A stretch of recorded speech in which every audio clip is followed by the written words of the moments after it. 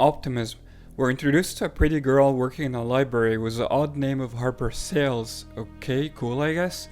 She seems to have the attention of every man working with her, basically all of them competing to date her. The first guy we see her agree to date in the episode is a poor nerd who goes out flying with happiness as he gets excited about his date with her that night, only to be promptly snatched by a mysterious monster out of nowhere in daylight, and clearly killed as we see the splash of his blood immediately. Meanwhile, back at the bunker, Jack and Dean are left bonding as Sam is out with Charlie investigating some case. So we get the odd separation of the boys, with each of them pairing with someone else on a different case. Even more oddly, they never actually interact in the entire episode outside of a phone call between them early on, as Dean informs Sam of his intention to take Jack out on a hunt. But even then, there is no real interaction as we only see the conversation taking place from Sam's perspective. I don't think we have ever gotten an episode before with zero interaction between the two cores of the show, as far as neither of them is possessed by something, of course. This has to be my least favorite part of this episode. You should never separate the boys. Their dynamic is basically supernatural. We already got 3 episodes so far just this season with a complete lack of interaction between them. The first 2 was Dean being possessed by Michael, and now this one, which did not have the possession excuse. I understand the writers might want to explore new dynamics of the boys interacting with other people separately, but it really just seemed like some behind the scenes scheduling conflict that prompted that odd separation of the 2 inseparable brothers. Plus an excuse to give heavy exposition to the 2 side characters of Charlie and Jack, as the episode almost fully focuses on their storylines, and the brothers merely play listening ears to their stories and conflicts. So Dean reluctantly agrees to take Jack out on a hunt as he's basically so bored and sick, literally sick, of staying in the bunker, and he convinces Dean he needs the outlet of working on a case. So they go investigate the mysterious murder surrounding the library girl, and in the process, Jack tries to get dating tips from his uncle Dean. We get some funny interactions between them, like at the fast food place, with Jack echoing his godfather Castiel and his naivety with dealing with people. Dean introduces Jack to the importance of pie, which is of course the highlight of the episode, and we get the fun fake romantic rescue set up by Dean for Jack to get closer to Harper to gain her trust and learn more about the case. During that funny fake out encounter, Jack calls Dean old man, to which Dean gets very offended by. We get the hilarious offended Dean face who almost cries his way out and into his baby as he checks his face in the front mirror and scoffs at Jack's insult. This part echoes real life as Jared called Jensen old in a few recent conventions, jokingly of course, and Jensen basically responded in the same way. Jensen is basically Dean at this point, or the other way around, makes no difference really. She wasn't born yet. You're old. Next question.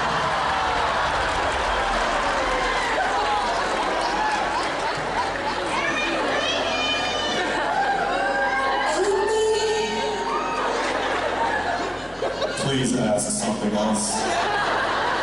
This is my favorite part of the episode, along with the pie part and the part where smart Sam is playing with a fidget spinner. As Jack gets comfortable in the girl's apartment, he immediately starts his series of tests on her to see if she's a demon or whatever other monster.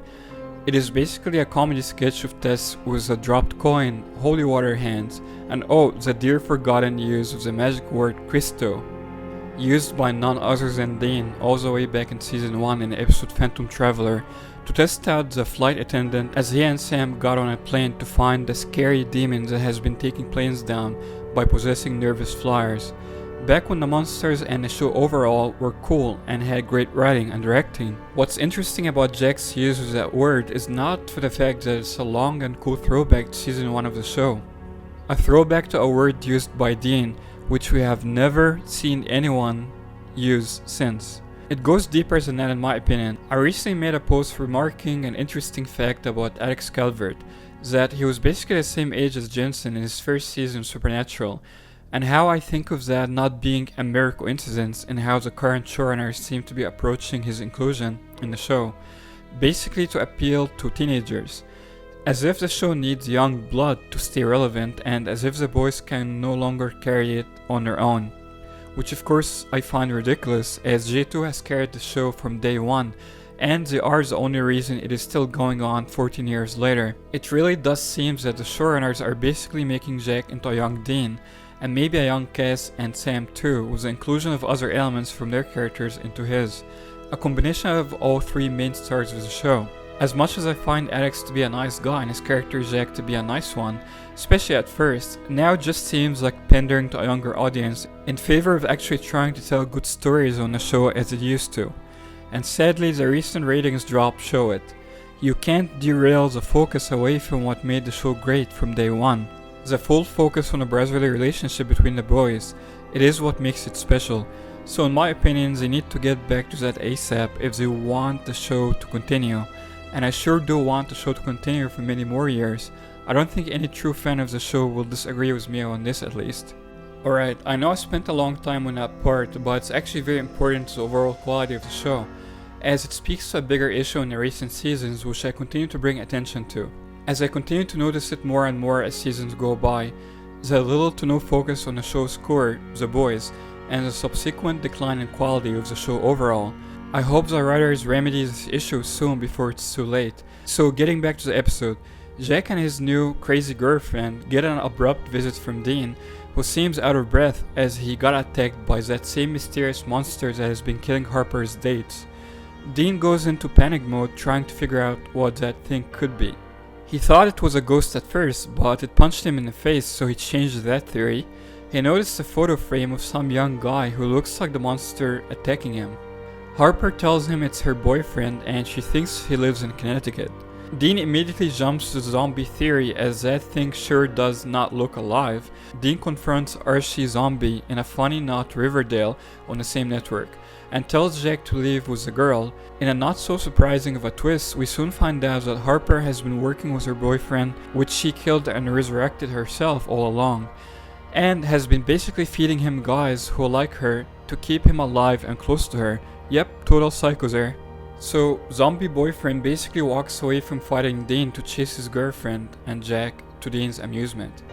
Harper opens the library door to him and reveals her true intention to Jack, who goes into hiding. The zombie looks for Jack, but Dean somehow sneaks in and finds Jack before the zombie does.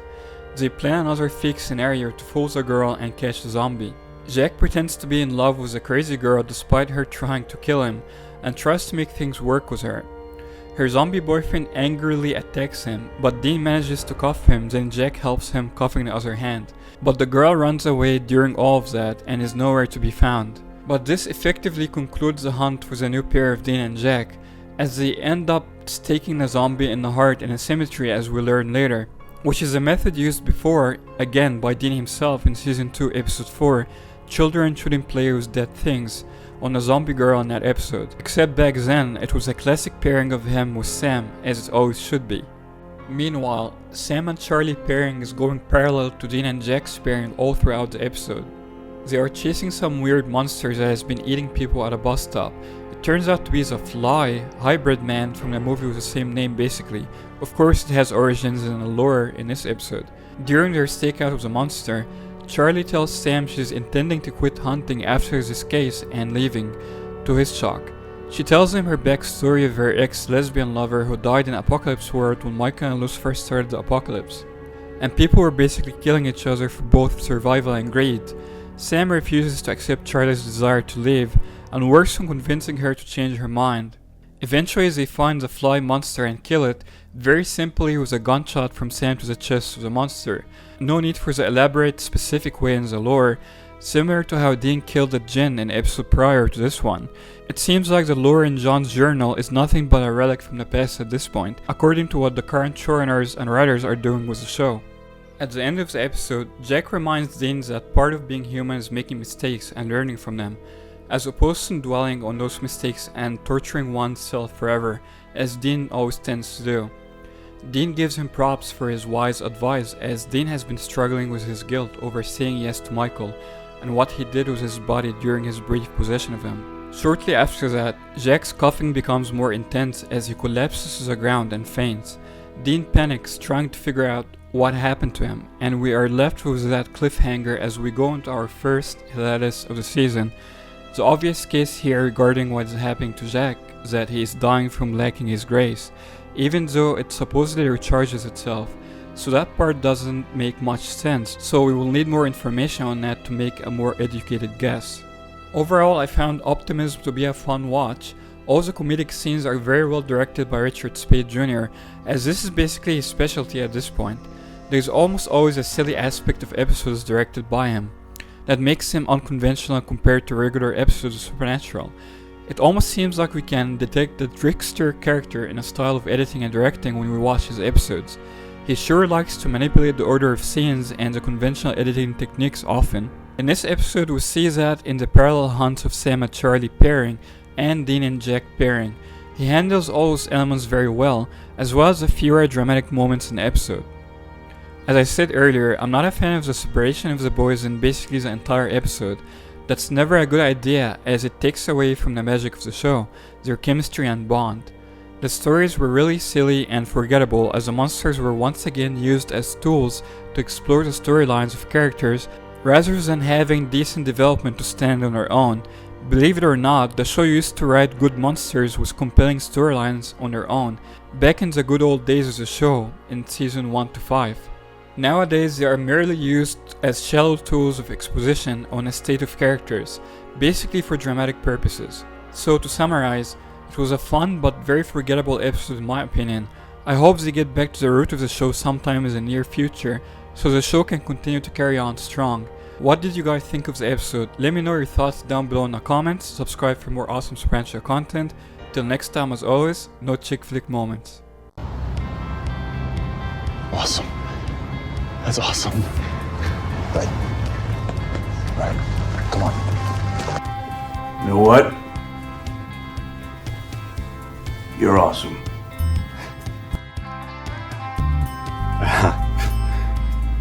Thanks. You too, I guess.